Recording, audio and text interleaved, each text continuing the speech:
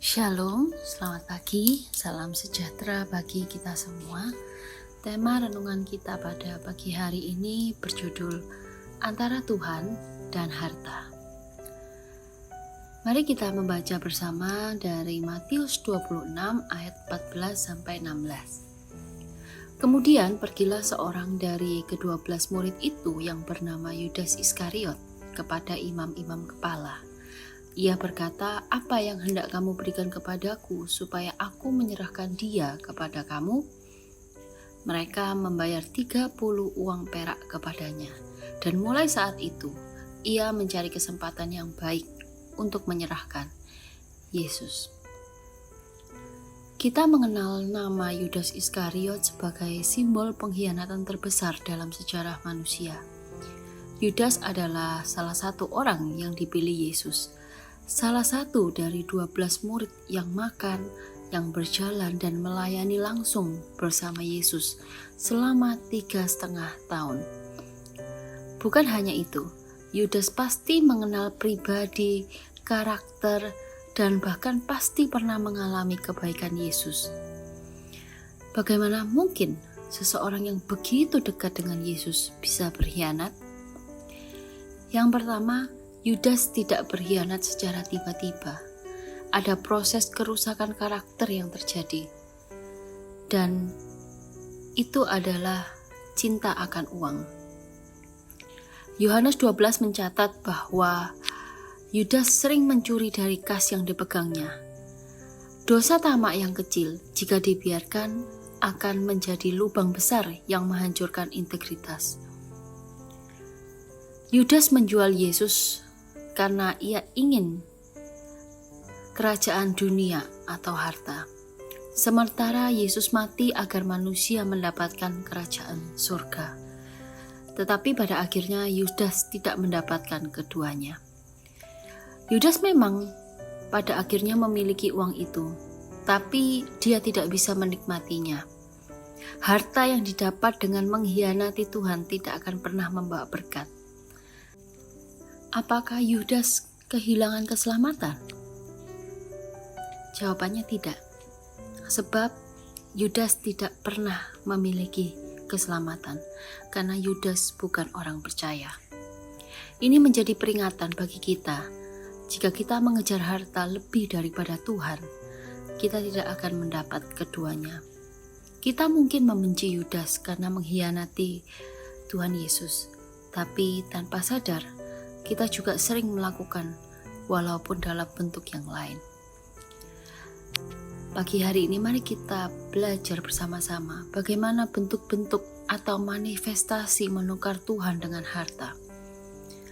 Saudara dikasih Tuhan, kita mungkin tidak menjual Yesus dengan uang, tetapi kita menjual prinsip iman kita demi kenyamanan, jabatan, atau pengakuan duniawi yang harganya mungkin lebih murah dari 30 keping perak.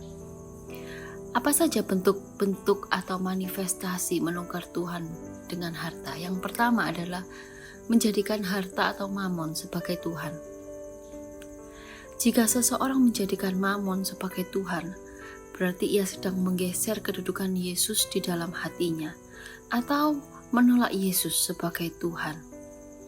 Ia bisa tetap sebagai orang Kristen, masih tetap bisa beribadah, masih tetap melayani, namun secara rohani seseorang tidak dapat mengabdi kepada dua Tuhan.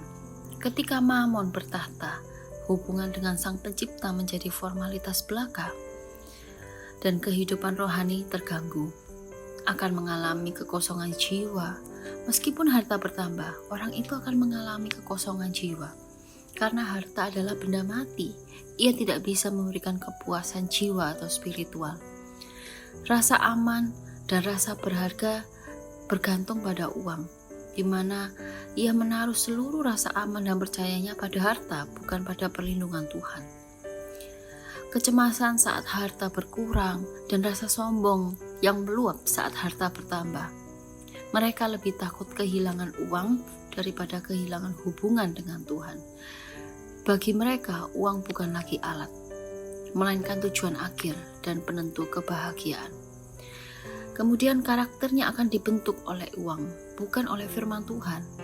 akan menghalalkan segala cara untuk mendapatkan uang, sekalipun melanggar firman Tuhan dan integritas.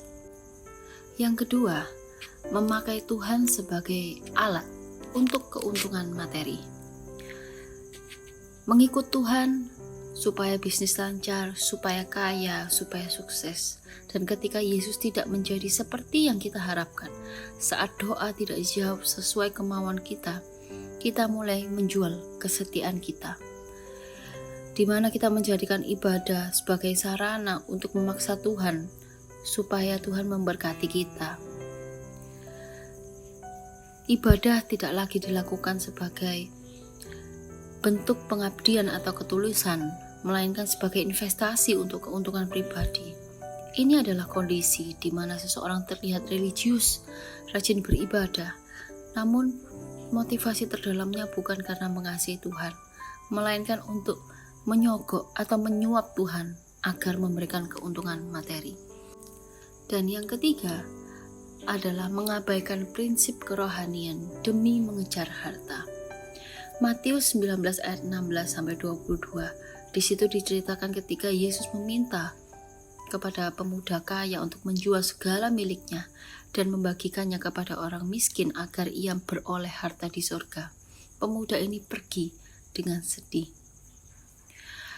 Waktu yang seharusnya dialokasikan untuk pertumbuhan rohani dan pelayanan sesama habis tersisa untuk mengejar materi. Prinsipnya adalah waktu adalah uang, sehingga mereka merasa rugi jika harus meluangkan waktu untuk berdoa, beribadah, atau merenungkan firman, karena aktivitas tersebut dianggap tidak menghasilkan keuntungan secara finansial. Kasih yang merupakan karakter dasar dari orang Kristen dan hukum Tuhan yang utama tidak dapat diterapkan dalam hidupnya. Orang-orang yang seperti ini mereka menutup mata terhadap penderitaan orang lain karena menganggap membantu orang lain itu akan mengurangi kekayaan mereka. Mereka bisa menghalalkan segala cara untuk mendapatkan uang, memutarbalikkan ajaran Alkitab untuk membenarkan cara-cara yang salah, asalkan cara tersebut mendatangkan keuntungan demi mendapatkan proyek, jabatan, atau keuntungan materi. Seseorang bersedia melepaskan prinsip imannya. Matius 16 ayat 26 menuliskan, apa gunanya seseorang memperoleh seluruh dunia tetapi kehilangan nyawanya, dan apakah yang dapat diberikannya sebagai ganti nyawanya. Saudara yang dikasihi Tuhan, kita sudah memperingati kematian Yesus. Mari kita merenungkan kembali, siapa yang menjadi Tuhan dalam hidup kita. Ada kemungkinan dengan berjalannya waktu tanpa kita sadari, kita sudah menggeser kedudukan Yesus dari hati kita. Apakah ibadah dan pengabdian kita masih murni karena kita mengasihi Dia, bukan karena agar kita diberkati? Kemudian apakah ketaatan kita kepada firman-Nya tetap dipertahankan, sekalipun mungkin kita akan rugi secara materi? Biarlah renungan pada pagi hari ini menjadi perenungan bagi setiap kita, supaya kita jangan menukar Yesus dengan harta. Amin. Tuhan Yesus memberkati.